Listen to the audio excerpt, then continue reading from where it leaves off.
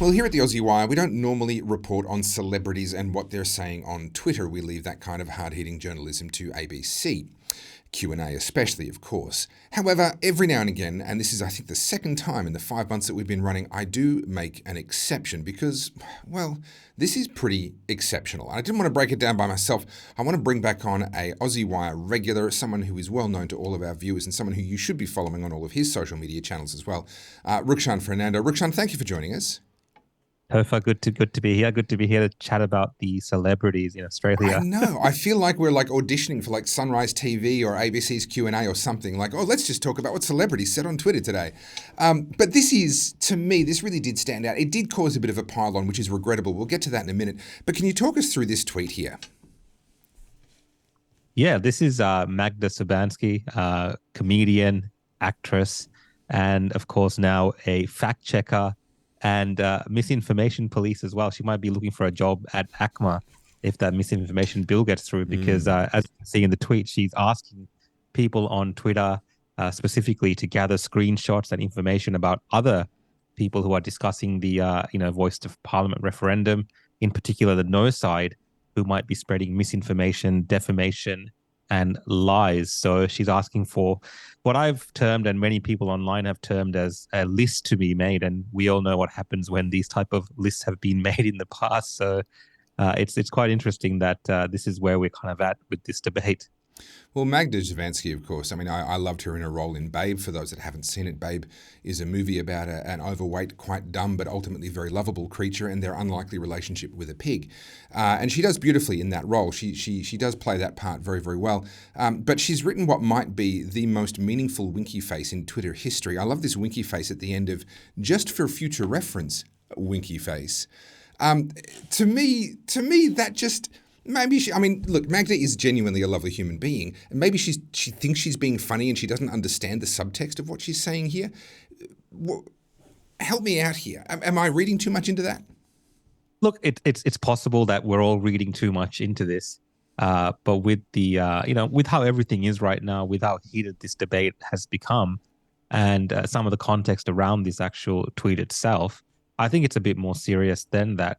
There is this perception, particularly on the side of the Yes campaign, that anything that the No side says is either misinformation and lies, and they should be held to account. Now, exactly what they plan to do with these screenshots and so on, it's not very clear.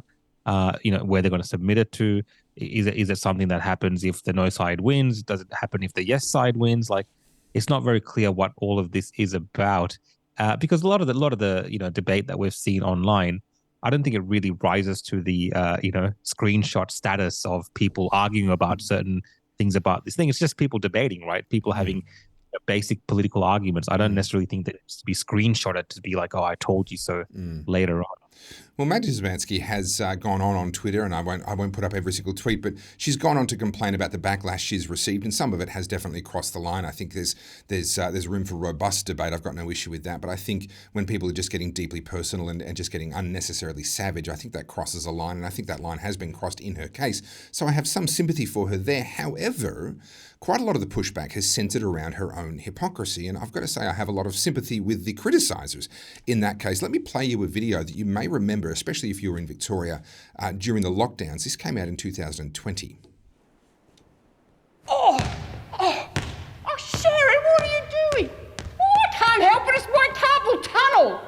I am subbing you off. I tell you what, I am so over this lockdown. Playing netball against yourself is not all it's cracked up to be, especially when you still can't even win. But you know what? It's not the lockdown that's the enemy, it's the virus. And the sooner we obey the rules, the sooner this will all be over and we can get back to the stuff that really matters. Nettie. Subbing myself back in now. Oh no, Sharon, you're hopeless. I am not hopeless. I'm the most valued member of this team. Authorised by the Victorian Government, Melbourne. Look, I don't want to be mean. That's not her finest work, is it? Am I wrong? No, you're not wrong. I think the more time that passes, and the more we look back on things like this, they do seem quite ridiculous. And it's not even for the fact that she's sharing, being involved in some type of government propaganda at the end of the day. It's more so the fact that she's looking down on the rest of us and telling us to, the sooner we obey the rules, the sooner all this will be over. I mean, what kind of complete nonsense is that? You know, like this is the type that thing that these celebrities are more getting themselves involved in. Now, in this instance, I don't believe this is to do with the government instructing her or being involved in a campaign as such. This is more so her opinion.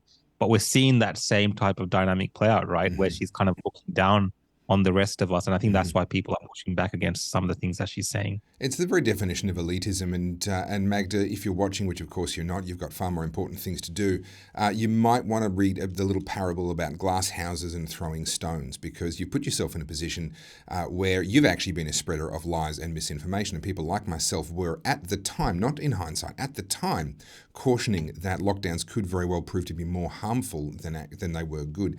And many studies from around the world and some in Australia have since vindicated that point of view. So Magda Javansky, thank you for spreading misinformation and lies during the height of the COVID pandemic, and now for deciding to track and make a list of misinformation and lies during the Yes campaign. Your public service is greatly appreciated. Rukshan, any final thoughts before we call it a day on this story and hopefully never have to talk about celebrities and tweets ever again? Yeah, look, I mean, another way to look at this is potentially Magda is stepping up to the plate and filling in the gap left by RMIT Fact Lab.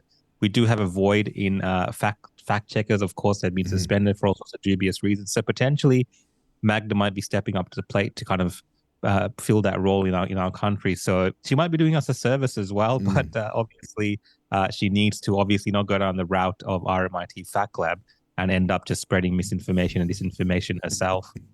Well, she's not off to a flying start, I can tell you that. Rukshan Fernando, it's always a pleasure. Thank you for coming on the Aussie Wire. Lovely to be here.